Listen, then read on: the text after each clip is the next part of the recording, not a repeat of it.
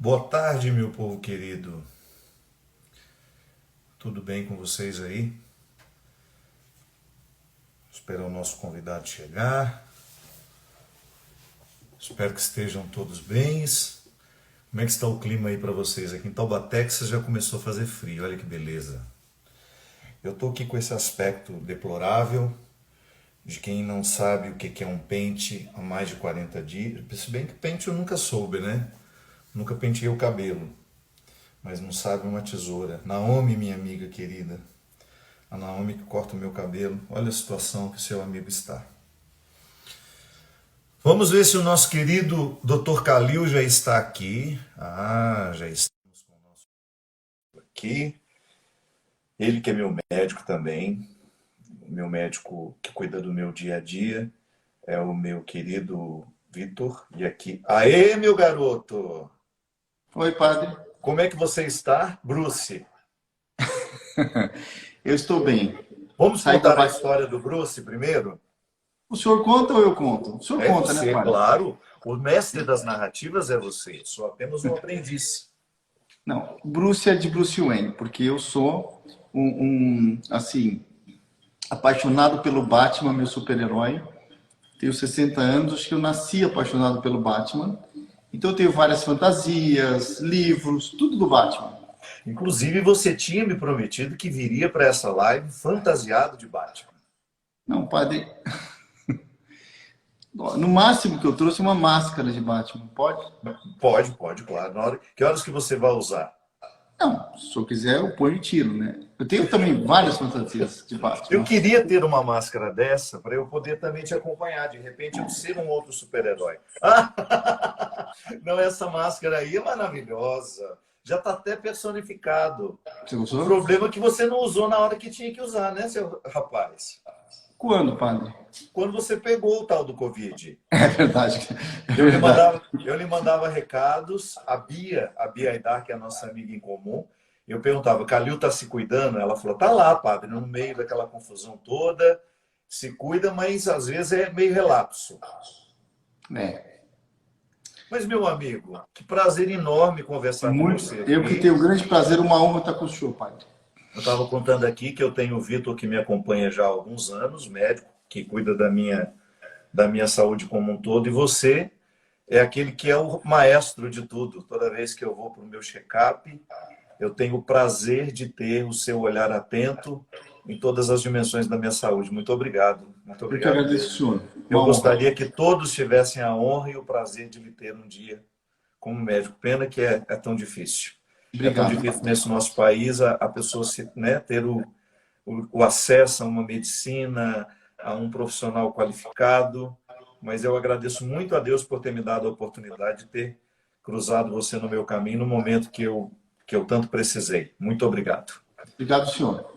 Me fala uma coisa, eu sei que você já está cansado de falar disso, mas eu acho que é um ponto muito importante para nós aqui, sobretudo para o meu público que talvez não tenha acompanhado os seus depoimentos em outros lugares. Como é que foi passar de médico a paciente do Covid-19? Não, veja, foi um susto, né? Porque, como o senhor sabe, procuro trabalhar 24 horas, sempre nas UTIs, com pacientes, desde um simples check-up até pacientes muito graves. E, e de repente eu me vi, num fim de semana, me sentindo um pouco mal. Não achei que eu teria o Covid, porque eu tinha cuidado de tantos pacientes com Covid, que na minha cabeça de leigo, né, e de meio, sei lá, meio tonho, né, tosco, ou não muito esperto, achava que eu já estava imunizado. E não estava. Né? Então eu comecei, num fim de semana, a me sentir meio estranho. E aí eu falei, na segunda-feira cedo, eu vim para o hospital, muito estranho. Não estava com falta de ar, com nada, mas algo não estava muito legal. E aí liguei para a doutora Márcia, que é minha assistente. Falei, Márcia, acho que não estou muito legal não. Rapidamente me colocou numa tomografia, onde quase 50% do meu pulmão já estava acometido. E como eu sou meio rebelde, ela falou, doutor Calil, tem um pouquinho aqui de uma pneumonia, então o senhor vai ficar até amanhã. Vamos interná-lo. Eu falei, só até amanhã. Aí fui para um quarto, de repente aquele silêncio, e em horas eu estava numa semi-intensiva. Quer dizer, meu estado era bem mais grave do que eu poderia imaginar. Aí entra aquele monte de médico no quarto, e aí a posição de paciente, você fica completamente indefeso, né? Que nós não somos nada, né, padre? Então, esse negócio... E aí eu me senti nada. Eu fiquei calmo, meu quadro era muito mais grave do que parecia, e comecei um tratamento intensivo e não me senti bem. Os primeiros 4 dias foram horríveis, falta de ar, dor no corpo, olha, uma sensação horrível. Mas para também não causar pânico, 95% das pessoas que têm esse vírus não vão para o hospital, não precisam de hospital. 80% não vai ter nada, nem sentir nada. 15% vai ficar em casa com tosse, febre, vai tratar em casa. Os mais graves são 5%, esses precisam de hospitalização, né? E eu caí, evidentemente, num quadro mais grave. Essa estatística. E passei muito mal nos primeiros 4 dias, a ponto, olha, eu não tive medo de morrer, eu não tive medo de ir para a UTI ser entubado, porque foi a colocação, que em horas eu estaria entubado em uma UTI, mas é medo que eu não queria mais sofrer. A ponto que eu fui cuidado além da doutora Márcia, pelo doutor Carlos Carvalho, que é um pneumologista, e pelo Davi Wippe. 3 da manhã, no segundo dia, eu liguei para todos eles e falei, olha, eu quero parar o tratamento, eu quero morrer, porque é um sofrimento louco, né? Eu queria parar de sofrer. Então, foi ruim, muito ruim, né? Uma lição de vida. Eu tenho 60 anos e tinha ficado 2 dias no hospital por causa de uma cálculo renal em 2010. Depois, só em há 2 anos atrás, eu botei 3 stents nas minhas artérias, mas colocar stent, eu estava lá brincando no hospital, porque é que nem tomar água com açúcar, né, hoje. O médico entra na sua artéria em 1 segundo, você nem vê, põe stent, 2 dias você vai embora. Então, doença mesmo grave foi esse quadro, quando eu percebi que a coisa não estava boa. E os médicos não estavam contentes com a minha evolução, né? Então, você percebe. E aí você entra num estado de transe. Interessante. Eu não tive medo de morrer, eu fiquei quieto. Apenas, sabe quando a gente era pequeno, ou pequeno eu sou ainda, né? Porque eu sou baixinho, mas quando a gente era mais novo, tinha uma brincadeira que era estátua, sabe? Estátua, fica parado. Eu fiquei estátua. Fiquei ali quieto. Eu fiquei 10, 11 dias no hospital, não fiquei aflito em nenhum momento. Aflição um pouco, alguns dias sim, mas por causa do quadro clínico. Mas eu fiquei ali, quieto, sabe, pensando na vida, e passa 1000 coisas na sua cabeça, né? Porque quando você está ali com uma chance de não sair do hospital, você repensa muita coisa. Não digo para o senhor, padre, que eu saí diferente, né? Porque eu sou mesmo um rebelde andando para lá e para cá. Mas no inconsciente a gente muda sim, né? Muita coisa que a gente dava importância. Deixa eu ver. Eu estava pensando hoje o que falar para o senhor em relação a isso, dar um exemplo. Antes de eu ficar doente, alguns 2 meses atrás, eu fui no oftalmologista. E ele falou para mim, olha, você tem uma inflamação aí nas pálpebras e você está perdendo todos os cílios. Eu lembrei disso hoje cedo. Nossa, minha preocupação maior em fevereiro era perder os cílios caindo. Pelo amor. E eu fiquei super preocupado. Liguei para os meus amigos especialistas. O que eu faço para não ficar sem cílio? Meu Deus do céu. Depois que você passa por isso, que cílio caindo. Pode arrancar minha pálpebra que tá bom. Então a gente muda assim, padre. Quem falar que não muda...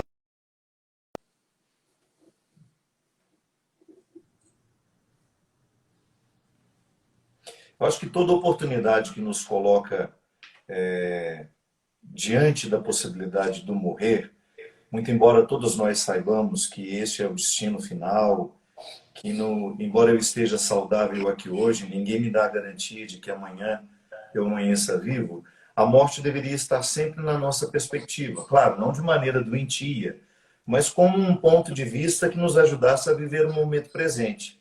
Mas eu também passei uma vez por isso, Calil. Uma vez eu tive, você sabe disso, conhece meu histórico de saúde, eu tive um histórico muito grave de hepatite. E a médica olhou nos meus olhos e, sem nenhum receio, me disse na época: olha, nós vamos experimentar esse medicamento com você, e se num prazo de 8, 10 dias nós não tivermos uma reação do seu fígado, você é um candidato a um transplante, e se isso não for possível, não tem como mentir para você de que é um caso que pode lhe ceifar a vida.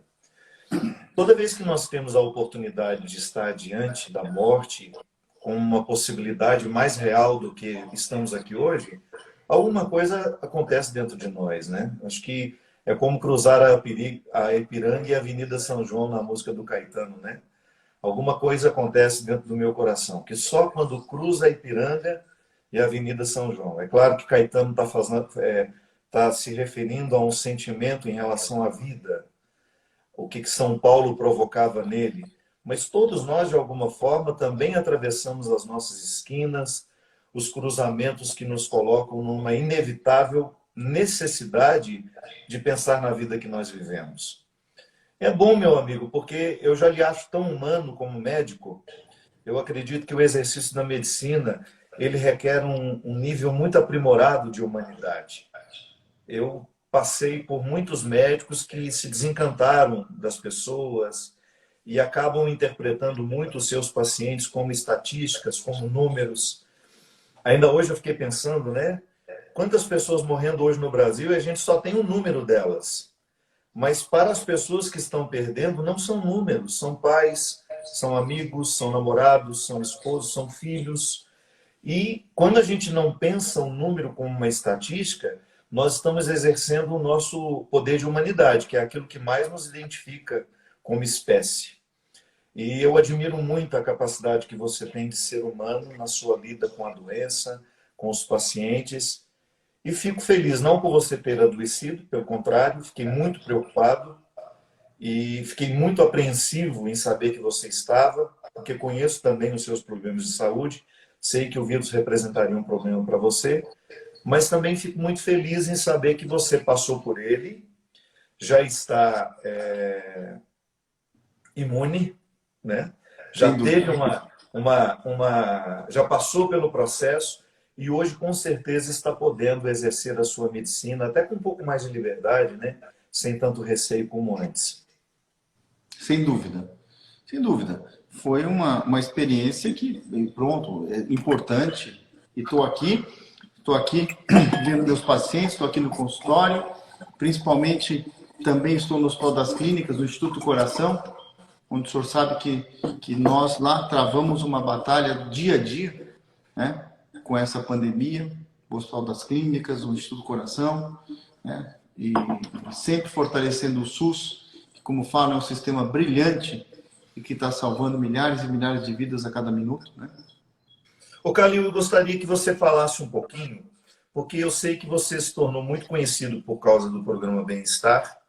Você é um médico de muitas pessoas famosas, você é um médico de muitos políticos importantes, já passaram pelas suas mãos pessoas de grande repercussão na cultura brasileira, na política, no mundo. Você cuidou de todo mundo, mas pouca gente sabe desse trabalho lindo que você tem no SUS, junto às pessoas mais pobres e mais simples. Eu gostaria muito que você falasse desse trabalho. Eu sei que a Bia Aidar também acompanha, está presente com você lá. Eu nasci no SUS, né? Então, eu fiz minha faculdade, era o ZEC na época, era o NISA, uma faculdade pequena. Eu fiz minha residência de clínica médica no Hospital das Clínicas, da Faculdade de Medicina da USP. Depois eu fiz minha residência de cardiologia no INCOR.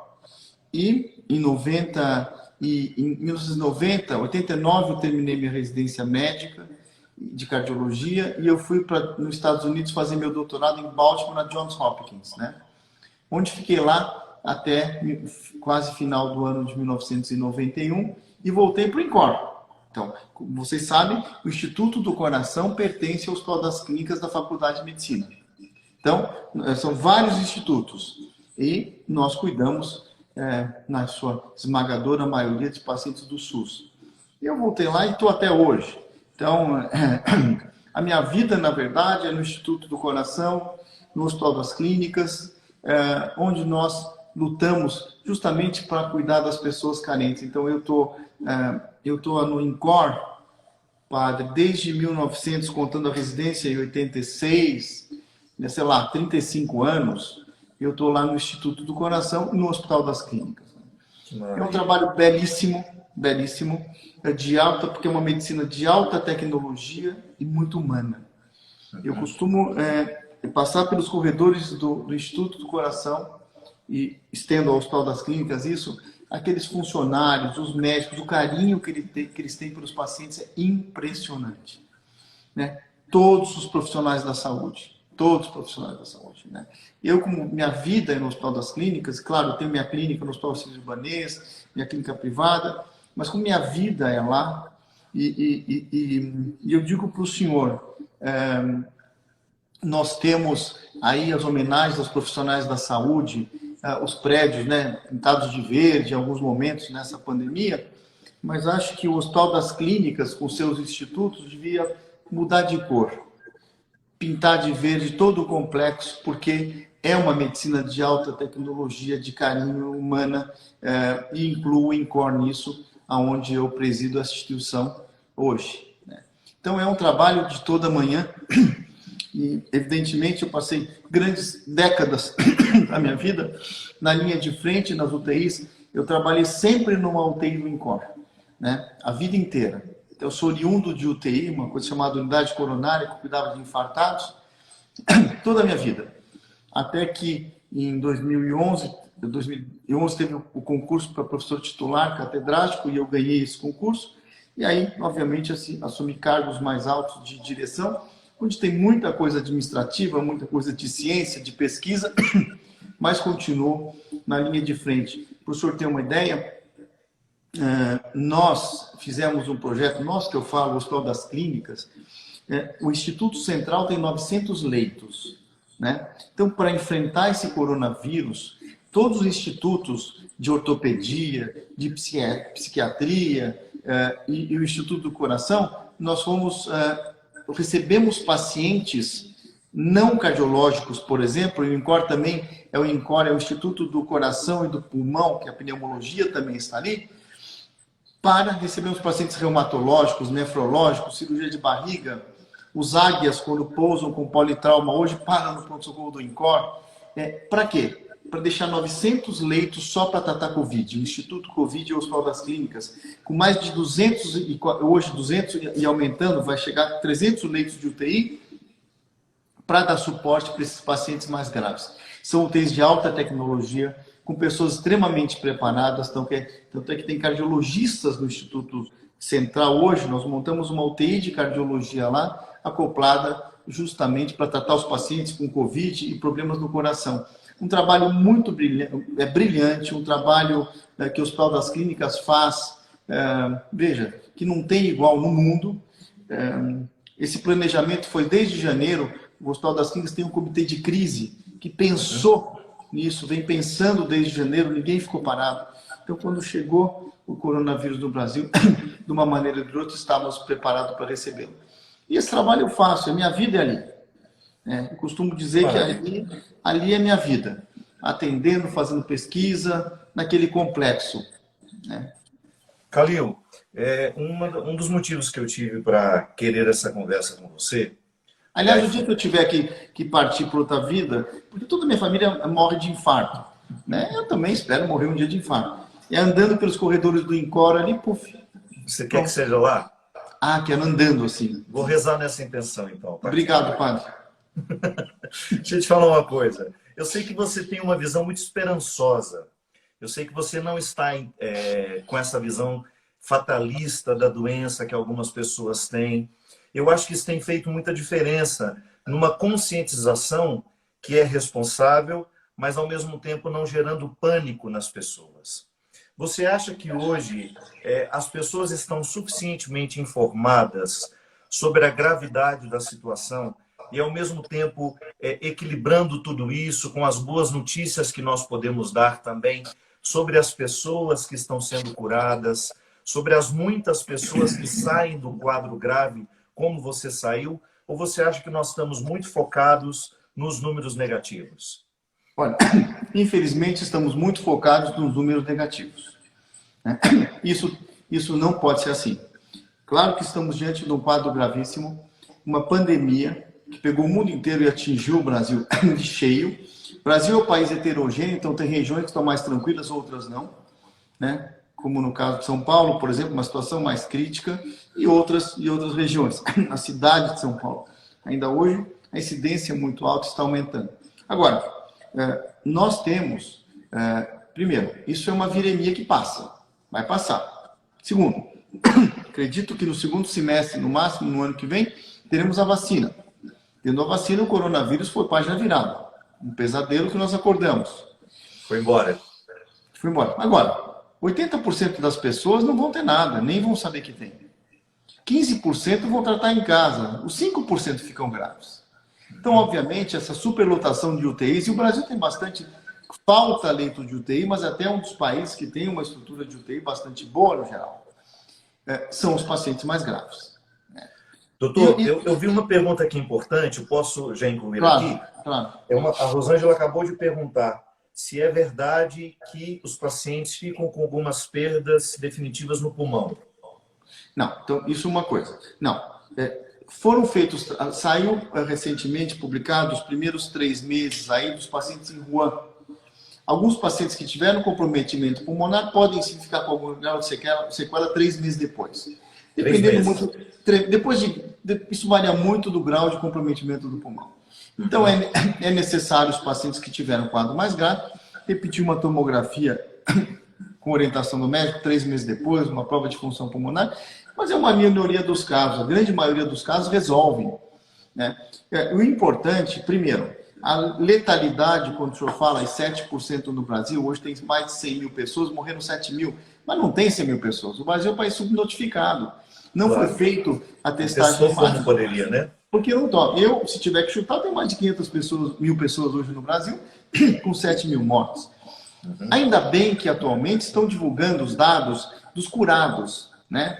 Então tem muita gente, a maioria cura. Olha, se tem 100 mil pessoas, vamos supor hoje, com 7 mil mortes, e os outros 93 mil foram curados ou também. Então isso é um dado positivo, né? Então é importante falar isso. E outra coisa, apesar de não ter o antiviral, porque o tratamento definitivo é um remédio antiviral.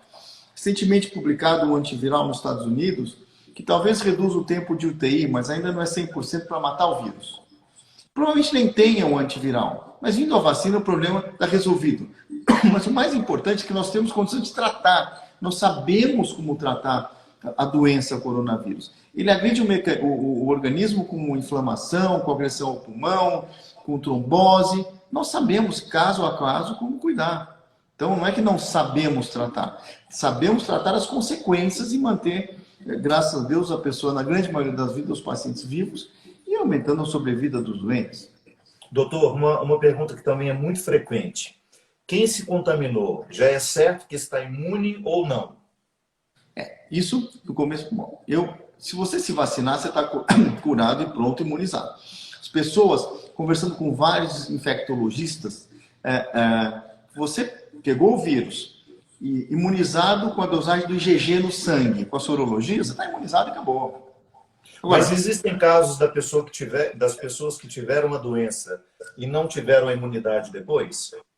Pode até acontecer, mas são casos mais raros.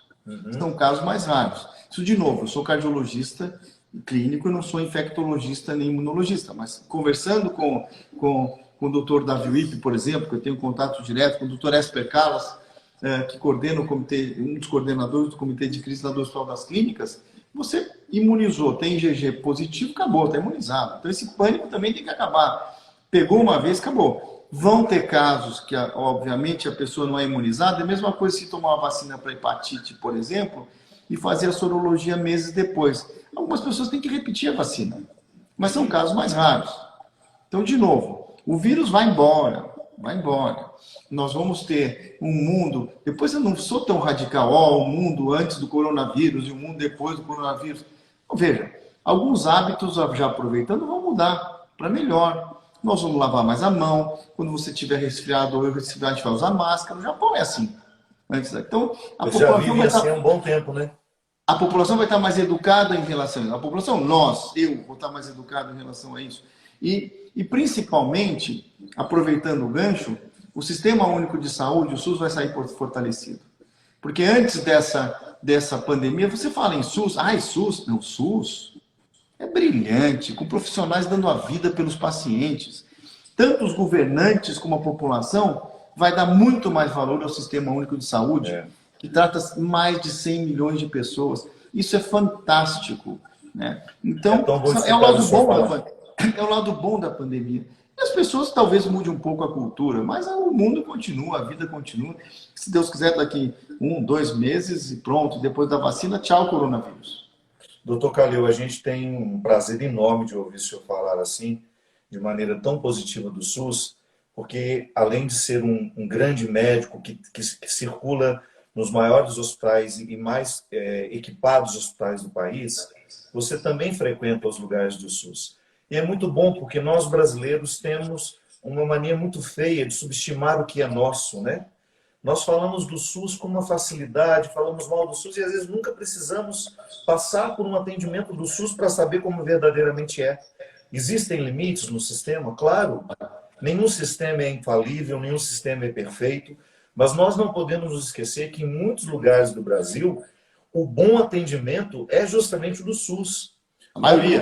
Como em São Paulo, eu conheço bem, na época que eu era seminarista, que eu ainda não tinha recursos para me tratar onde eu escolhesse tratar, eu frequentei muito o Hospital Santa Marcelina. E que trabalho lindo aquelas irmãs fazem, junto a uma equipe médica extremamente competente. Irmãs doutoras, verdadeiramente doutoras, dedicando a sua vida e fazendo aquele hospital ser um grande centro de atendimento para toda... É Zona Oeste, não é isso? Zona Oeste de São Paulo. Oi? Santa Marcelina é Zona Oeste? E você me pegou, padre. Ali, a região do Tatuapé, aquela região ali. Enfim, um trabalho lindo e que é bom a gente ter esse contato com alguém que conhece de fato como que o sistema atende e como que o sistema funciona. Algumas pessoas dizendo que você é um médico fofo, eu acho importante citar, para te deixar ainda mais curado. Algumas pessoas perguntando se essa tosse que você está é uma consequência do Covid e até quando você fica com essa tosse, se existe já enfim, um conhecimento desses efeitos colaterais que ficam. Não, é o fluxo que eu tenho, né? Eu tenho um pouco de refluxo, na verdade, e eu tenho rinite alérgica. Então eu sou um homem foca, sabe? Eu fico em uma foca fungando. Quem me conhece, eu fungo sempre. É claro que depois de uma infecção pulmonar dessa, você exacerba, mas esse sintoma é muito mais refluxo e alergia do que propriamente uma sequela do Covid, que algumas pessoas, pode ser parte disso, ficam tossindo alguns meses até. Depois, mais por mudança do epitélio dessa região, né? Alguém perguntando aqui se as drogas da quimioterapia funcionam para o Covid. Não tem nenhuma evidência. O que tem alguns trabalhos primeiro o tratamento do Covid depende muito do paciente. Então nós temos, falando, anticoagulantes, os corticoides, os antibióticos, oxigenoterapia, transfusão de plasma, os imunomoduladores que aumentam a imunidade, a hidroxicloroquina. Então temos uma gama de remédios, até remédios no começo foram testados, para remédios que são usados no HIV contra o AIDS também foram testados. Nenhum com uma evidência muito forte no caso desses remédios. Porém, cada caso é um caso. O paciente internado, pela tomografia, pelos exames de sangue, você consegue saber se ele vai ter mais tendência a trombose, isso ou aquilo, e você tem essa gama de tratamentos, né? Mas os quimioterápicos, por enquanto, não tem nenhuma evidência de nenhum quimioterápico para tratar o Covid. Doutor, me fala uma coisa. O senhor tem um palpite de onde virá mais rapidamente a vacina? Não, tem Quais são várias. as Bom, quais são as fontes de pesquisa diferentes? não. Tem Pesquisas. centenas de laboratórios hoje atrás da vacina, laboratórios seríssimos, tanto da vacina como dos antivirais. Tanto é que, recentemente, está para ser publicado essa semana ou outra, um antiviral por uma firma americana, que até o presidente Trump foi lá, anunciou e tal, que realmente tem um efeito de redução de tempo de UTI dos pacientes. Mas os antivirais provavelmente vão sair também, mas já tem vários laboratórios produzindo, testando vacina em humanos já. Então, com a inteligência artificial, teoricamente uma vacina ficaria para o ano que vem, vamos supor, 2021, mas não. Eu acredito, eu sou sempre otimista, nós temos que ser otimistas, que no segundo semestre nós teremos sim vacina. E aí, como disse, vacina, página virada do Covid, relativamente página virada, né? A vacina vai, de fato, nos ajudar a... É que nem, padre, a vacina para o HIV, para a influenza, que as pessoas têm que se vacinar. E as pessoas não se vacinam. Impressionante. Então, qual é o aprendizado? Elas vão se educar mais, nós vamos nos educar mais, nós vamos nos vacinar anualmente, todas as vacinas, e com a coronavírus que deve sair, sei lá, no máximo ano que vem. Então, veja... Na verdade, nós estamos muito preocupados com o Covid e estamos nos esquecendo que existe um outro quadro que também é muito grave, que é a H1N1, que mata também, e que já existe uma vacina, e que às vezes a gente não procura, né? Sem dúvida. Mas o senhor me deu uma brecha para falar de outra coisa importante. As pessoas estão muito preocupadas com o coronavírus e não estão preocupadas com a sua saúde. Então está acontecendo um pânico, e as pessoas não estão indo ao médico, não estão indo no pronto-socorro quando passa mal, estão morrendo em casa. Pronto-socorro do Encore em março, para o senhor ter uma ideia, recebeu 50% a menos de infarto do que em 2019. Onde estão os infartos? Morrendo em casa. Quantas pessoas passam mal, deixam de fazer seus exames de rotina, para pessoas doentes, com vários problemas, pacientes que deixam de fazer quimioterapia por medo do coronavírus. Olha, tem que se cuidar mesmo, é uma pandemia, tem que fazer isolamento, mas calma, o coronavírus não é uma assombração que vai sair na rua e pegar todo mundo. Calma lá. Tem que ir para o hospital sim quando necessário, tem que fazer exame sim quando necessário, tem que consultar seu médico. As pessoas estão tendo dor no peito. Não importa, eu te dando exemplo, grande porcentagem de infartados que apareceram em abril, por que o senhor não veio antes? Já infartado, com o coração metade perdido? Ah, porque eu fiquei com medo do vírus, sei. O senhor não pegou nada do vírus e agora está sem coração, quer dizer, ou com o coração debilitado. Isso é muito importante. As pessoas elas têm que continuar o tratamento médico, meu Deus do céu. Na minha área, os hipertensos, os que fizeram procedimento do coração, largaram o acompanhamento. E principalmente os que passam mal em casa. Isso é uma desinformação, né? Então, eu fiquei isso sabendo também que tem muita gente que parou o tratamento de câncer, né? Inclusive, quimioterapia. Suspende a quimioterapia por medo do vírus. O vírus vai embora já por junho, ou sei lá quando, e se o seu tumor voltou, acabou a sua vida. Quando, de novo, 95% das pessoas, incluindo os sintomáticos e os que não vão ter nada, não vai acontecer nada. Mas, claro, tem que se cuidar, tem que fazer isolamento, tem que ligar para o médico quando sentir mal, tem que ir para o posto de saúde quando passar mal. Do coronavírus estamos falando, com sintomas. Agora, veja, não é para largar o tratamento da sua doença de base. Então, isso é importante, são coisas diferentes. Que eu chamo até do isolamento mais responsável, com cuidado.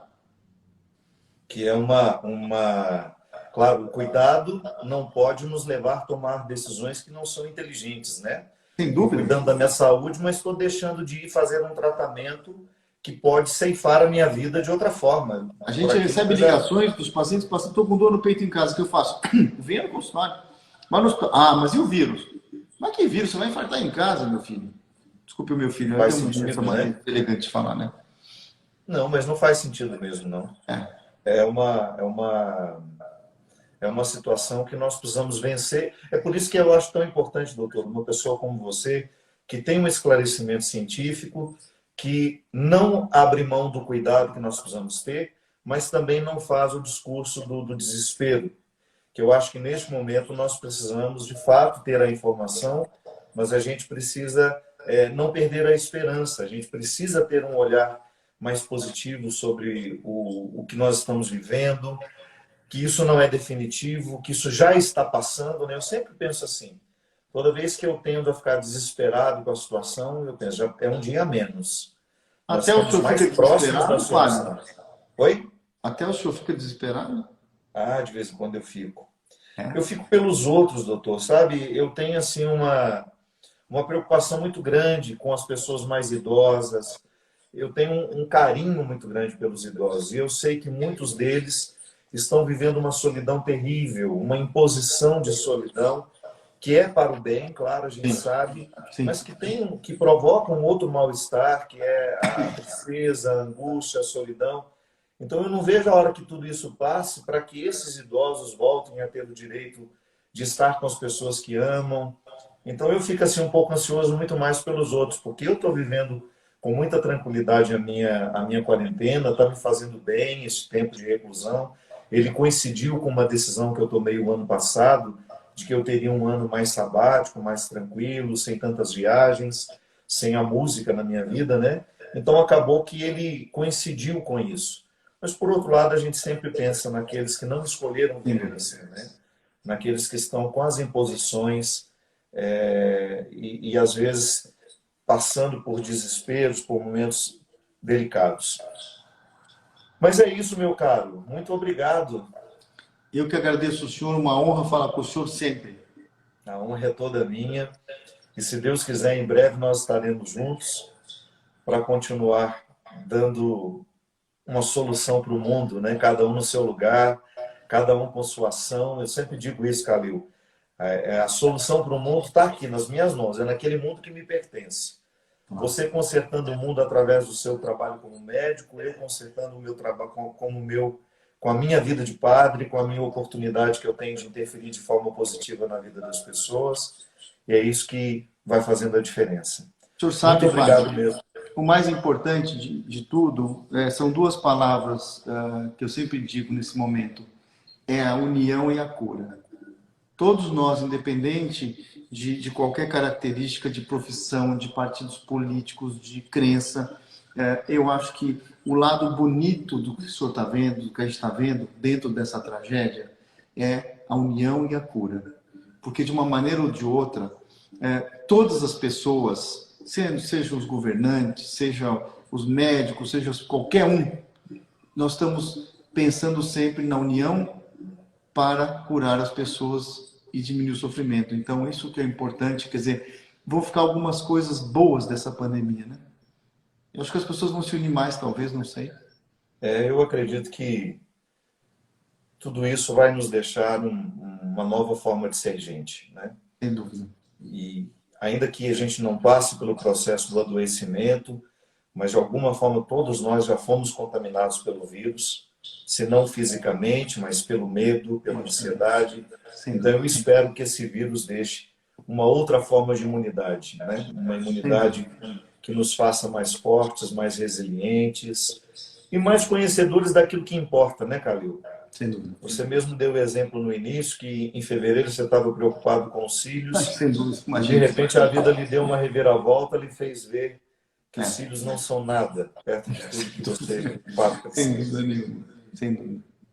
Obrigado, meu amigo. Padre, fica com Deus. Muito obrigado pela oportunidade. Você também. Que Deus te abençoe. Obrigado. Obrigado a vocês que nos acompanharam. Vou salvar a live com o Dr. Calil para você, se quiser rever, ou então recomendar a alguém que não assistiu. Obrigado pelo carinho, por ter nos acompanhado e até breve. Obrigado.